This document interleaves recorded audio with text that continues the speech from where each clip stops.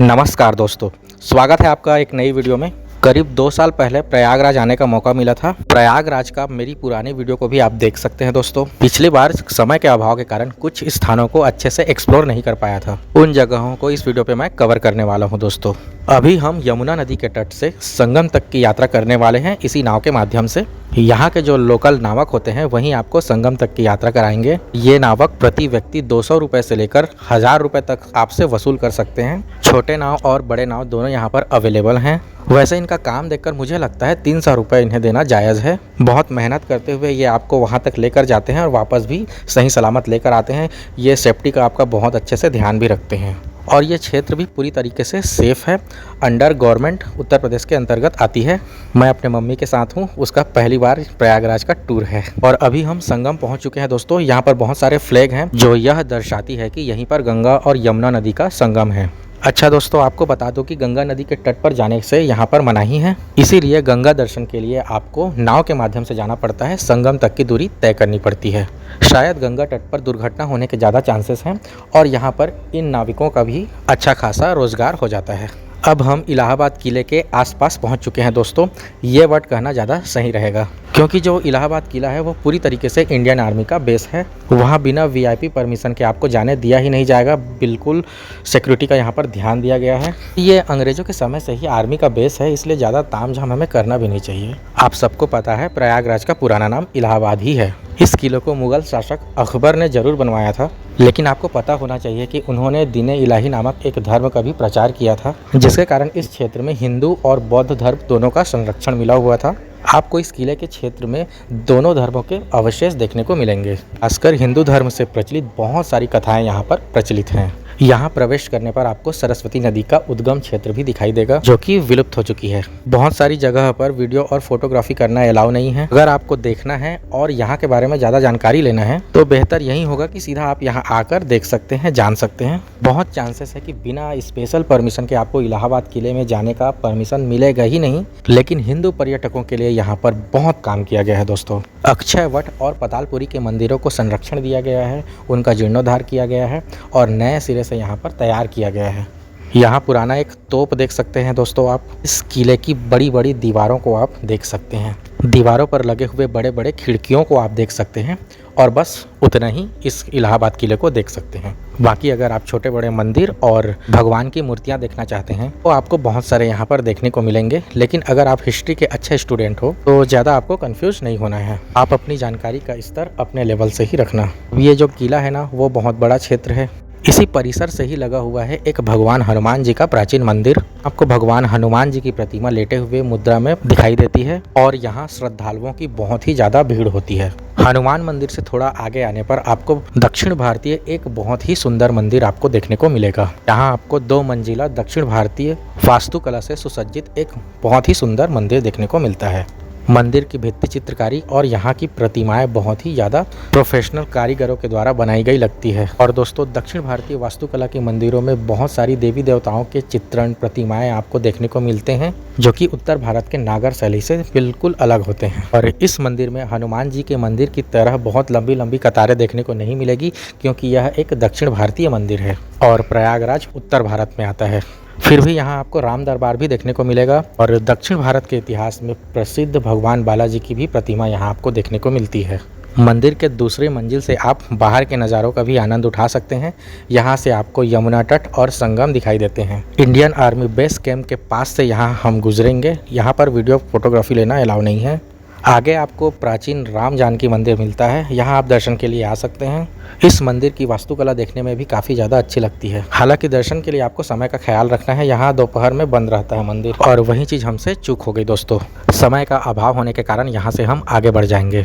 अब हम पहुंच चुके हैं भारद्वाज ऋषि का आश्रम। करीब 2 साल पहले मैं आया था तो ये सब नहीं बना हुआ था। इस बार काफ़ी ज़्यादा यहाँ पर साज सज्जा की गई है और यहाँ की वास्तुकला ना प्राचीन मंदिर के जैसा ही दिखाई देता है। हालांकि यहाँ पर जो मंदिर है वो सच में प्राचीन मंदिर है। यहाँ पर देखिए काली माता की प्रतिमा आपको देखने को मिल रही होगी। इस लाइन में और भी मंदिर हैं और ये सब मंदिर पहले से ही हैं। यहाँ का मुख्य मंदिर भारद्वाज ऋषि का मंदिर है। हिंदू मान्यताओं के अनुसार यहाँ भगवान राम वनवास के समय आए हुए थे। प्रयागराज शहर की सबसे प्रचलित और प्रसिद्ध जगहों में से एक आनंद भवन है। पिछली वीडियो में मैंने सिर्फ इसे बताया था, आज मैं इसे एक्सप्लोर करने वाला हूँ। इसे अभी वर्तमान में आनंद भवन संग्रहालय के नाम से जाना जाता है। यहाँ आपको भारतीय इतिहास के बारे में जानकारियाँ मिलती है। पहले ये नेहरू परिवार का निवास स्थान हुआ करता था और आज के समय में इसे म्यूजियम की तरह देखा जाता है। हालांकि भारतीय मुद्रा में भारतीय पर्यटकों के लिए इस म्यूजियम को देखने का कॉस्ट बहुत ही ज़्यादा है। यहाँ 2 फ्लोर हैं। दोनों फ्लोर को देखने के लिए आपको यहाँ पर 120 रुपया पर पर्सन चार्ज किया जाता है। हालांकि महज 40 रुपये में आप सिंगल फ्लोर भी देख सकते हैं, लेकिन अगर आपको देखना है तो दोनों फ्लोर को साथ साथ देखिए, चाहे 120 रुपये क्यों ना खर्च करना पड़े। दोस्तों, आनंद भवन नेहरू गांधी परिवार का आवास स्थान था। आज की स्थिति में यह एक संग्रहालय बन गया है। मोतीलाल नेहरू ने इस भवन का निर्माण कराया था, जो कि जवाहरलाल नेहरू के पिताजी थे। ग्राउंड फ्लोर में आपको मोतीलाल नेहरू के कक्ष दिखाई देते हैं, जबकि फर्स्ट फ्लोर में आपको इंदिरा गांधी के कक्ष दिखाई देते हैं। ये देखिए, ये भारत की पहली महिला प्रधानमंत्री इंदिरा गांधी जी का कक्ष था। इस पूरे आनंद भवन का वीडियो बनाना तो अलाउ नहीं है दोस्तों, फिर भी छोटा छोटा पार्ट्स मैं आप लोगों के लिए लेकर आ रहा हूँ। यहाँ मुझे सबसे अच्छा इंदिरा गांधी और जवाहरलाल नेहरू के मध्य हुए चिट्ठी के माध्यम से संवाद सबसे अच्छे लगे। जब इंदिरा गांधी जी बच्ची थी उस समय वो जवाहरलाल नेहरू को चिट्ठी लिखा करती थी, यानी कि अपने पिताजी को चिट्ठी लिखा करती थी। वो सबसे सुंदर है और वो चिट्ठियाँ एक छोटे बच्चे की भावनाओं से परिपूर्ण हैं। इसके अतिरिक्त वहाँ उनके रोज़मर्रा की ज़िंदगी के बहुत सारी दैनिक वस्तुएं दिखाई देती है। आनंद भवन से निकलने के बाद एक और बिल्डिंग हमें देखने को मिलता है। यहाँ नेहरू परिवार के बहुत सारे फोटोग्राफी आपको देखने को मिलेंगे। यहाँ मोतीलाल नेहरू के जवानी के फ़ोटो से लेकर जवाहरलाल नेहरू, इंदिरा गांधी, राजीव गांधी और राजीव गांधी सोनिया गांधी के मध्य हुए शादी तक का फोटोग्राफी यहाँ आपको देखने को मिलेगा। इसके अलावा महात्मा गांधी के साथ हुए मीटिंग्स के भी बहुत सारे तस्वीरें यहाँ आपको देखने को मिल जाते हैं। आनंद भवन में महात्मा गांधी के लिए एक कक्ष भी रखा गया है, जहाँ वो अक्सर ठहरा करते थे।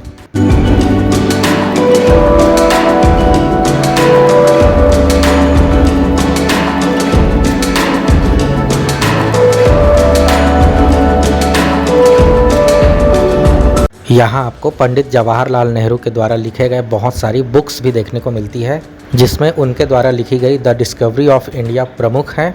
इसके अतिरिक्त उन्होंने अपनी ऑटोबायोग्राफी भी लिखी हुई है। अपने जेल में बिताए हुए दिनों के बारे में भी बहुत सारी जानकारियाँ और अपने अनुभव बुक्स के माध्यम से शेयर किए हैं। दोस्तों, अगर आप चाहें तो इन बुक्स को प्राप्त कर सकते हैं। ये पब्लिकली ऑनलाइन भी अवेलेबल है। अगर आप यहाँ से बुक्स खरीदना चाहते हैं तो उसके लिए भी एक ऑप्शन है। यहाँ एक लाइब्रेरी है और बहुत सारे बुक्स है दोस्तों स्वतंत्रता सेनानियों के। मैंने ये भगत सिंह वाली बुक परचेस की है। आप चाहें तो यहाँ किसी भी स्वतंत्रता सेनानी से रिलेटेड बुक परचेस कर सकते हैं। महात्मा गांधी से जुड़े हुए बुक्स बहुत हैं यहाँ, लेकिन वो थोड़े से महंगे हैं। यहाँ आपको यूनिक टी शर्ट्स भी मिलेंगे जो कि देश प्रेम पर आधारित है, उसे भी आप खरीद सकते हैं। दोस्तों, अब इसी परिसर में हम जवाहर प्लेनेटेरियम की ओर आ चुके हैं। यहाँ आपको एंट्री फीस 80 रुपये लगेगा और 80 रुपये में आपको एक साइंस रिलेटेड स्पेस से जुड़ा हुआ एक मूवी दिखाई जाती है, जो कि 45 मिनट की होगी। छोटा सा एग्जीबिशन सेंटर भी है जो उतना खास नहीं लगा मुझे। आप मेरा ये साइंस सेंटर नागपुर की वीडियो ज़रूर देखिएगा, उसका भी लिंक आपको दे देता हूँ। फिलहाल हम प्रयागराज के जवाहर प्लेनेटेरियम में हैं और ऐसा भी नहीं है कि यहाँ आपको देखने को कुछ भी ना मिले 80 रुपये में, लेकिन 80 रुपये फ़ीस के हिसाब से मुझे ये जगह थोड़ा सा कॉस्टली लगा।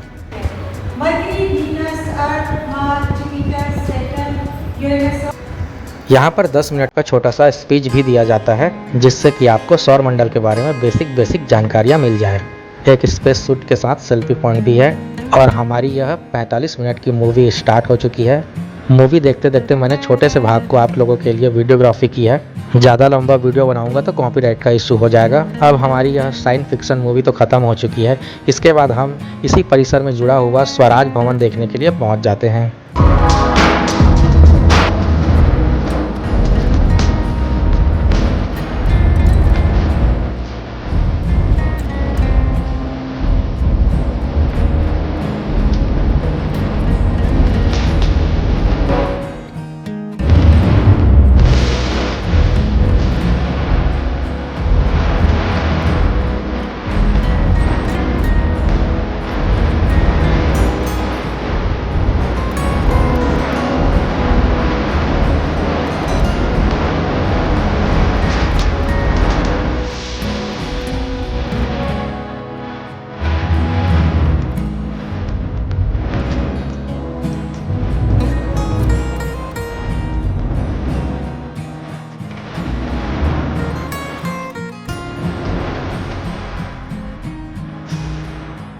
स्वराज भवन में ज़्यादातर हमें इंदिरा गांधी के प्रधानमंत्री बनने के बाद की तस्वीरें देखने को मिलती है और यहाँ राहुल गांधी की हमें छोटे बच्चे की ही फ़ोटो मिलती है, उनके जवानी के फ़ोटो यहाँ नहीं है।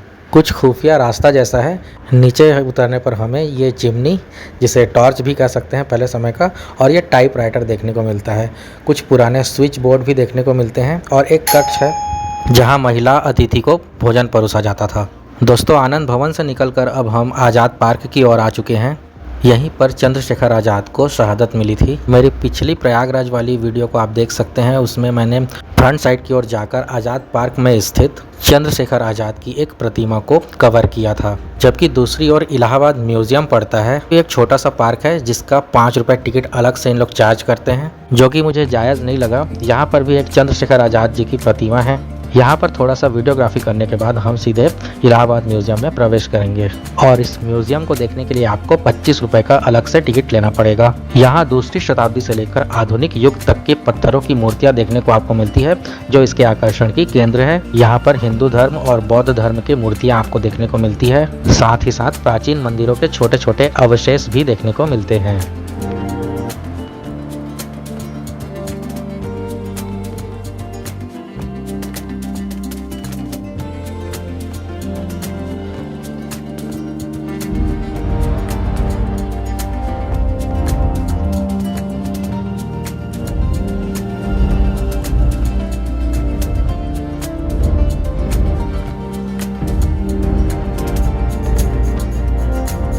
दोस्तों, इलाहाबाद म्यूजियम सबसे ज़्यादा चंद्रशेखर आज़ाद की जानकारियां हमें प्रदान करती है। यहाँ चंद्रशेखर आज़ाद से जुड़ी हुई सारी ऐतिहासिक घटनाओं को क्रमबद्ध करके दर्शाया गया है। खासकर उनके द्वारा चलाई गई यह कॉल्ट पिस्तौल सबसे ज़्यादा आकर्षण का केंद्र है। ब्रिटिश काल के कुछ यहाँ पर सिक्के आपको देखने को मिलते हैं और साथ ही साथ बहुत से फोटोग्राफ्स आपको स्वतंत्रता सेनानियों के देखने को मिलते हैं। कुछ प्रमुख घटनाओं को लिखित रूप से दर्शाया गया है, फोटोग्राफी के माध्यम से भी समझाया गया है। दोस्तों, मेरे YouTube चैनल को सब्सक्राइब कीजिएगा ताकि मैं आप लोगों के लिए ऐसे ही जानकारियाँ लेकर आता रहूं। और मेरी यह वीडियो अगर अच्छी लगी होगी तो लाइक ज़रूर कीजिएगा दोस्तों। वैसे यहाँ भी वीडियोग्राफी लेना उतना ज़्यादा अलाउ नहीं है, लोगों को देखकर इन लोग वीडियोग्राफी और फोटोग्राफी करने देते हैं। यहाँ पर आपको बहुत सारी स्वतंत्रता सेनानियों के बारे में जानकारियाँ मिलेगी, आप ऑडियो के माध्यम से भी सुन सकते हैं। ये देखिए दोस्तों, भारत की स्वतंत्रता के लिए लिए गए कदम। 9 अगस्त 1942 ये तारीख देश के हर नागरिक की स्मृति में आज भी अंकित है। आप चाहें तो यहाँ पर स्क्रीन पर पढ़कर भी जानकारियाँ प्राप्त कर सकते हैं। आपको स्क्रॉल करना पड़ेगा और पेजों को पलटना पड़ेगा। हमारी भारत की आज़ादी के बाद तिरंगे को जो स्वरूप मिला है, उससे पहले तिरंगे का डिज़ाइन कैसा होता था वो यहाँ पर आपको देखने को मिल जाएगा। मेरी इस वीडियो को देखने के लिए आप लोगों का बहुत बहुत धन्यवाद दोस्तों।